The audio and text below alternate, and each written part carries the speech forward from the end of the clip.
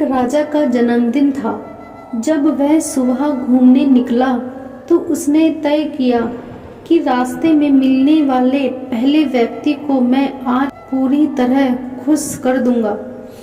उसे रास्ते में एक भिखारी मिला। भिखारी ने राजा से भीख मांगी तो राजा ने भिखारी की तरफ एक तांबे का सिक्का उछाल कर दिया, लेकिन सिक्का भिखारी के हाथ से छूटकर नाली में जा गिरा।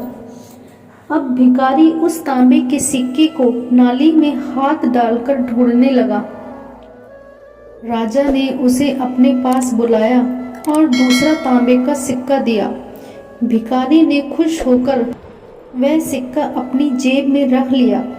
फिर वापस जाकर वहां उस सिक्के को नाली में ढूंढने लगा। राजा को लगा कि भिखारी बहुत गरीब है। उसने उस भिखारी को वापस बुलाया और एक और चांदी का सिक्का दे दिया।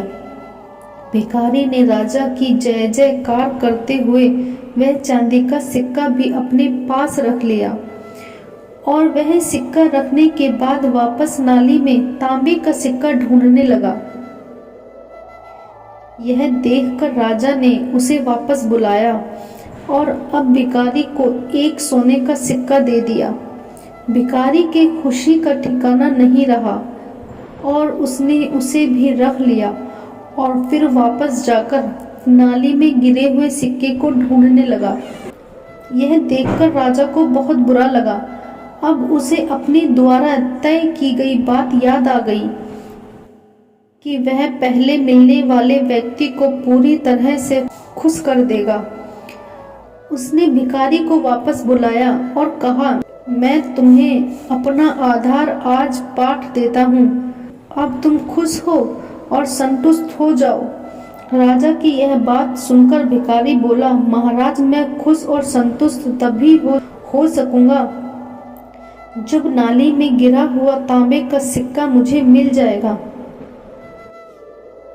हमारा जीवन भी उस भिखारी जैसा ही है। हमें परमात्मा ने मानव रूप अनमोल खजाना दिया है, लेकिन हम उसे भूलकर संसार की रूपी नाले में तांबे के सिक्के निकालने के लिए जीवन गंवा रहे हैं। अगर हम इस अनमोल मानव जीवन का सही इस्तेमाल करें तो हमारा जीवन धन्य हो जाएगा।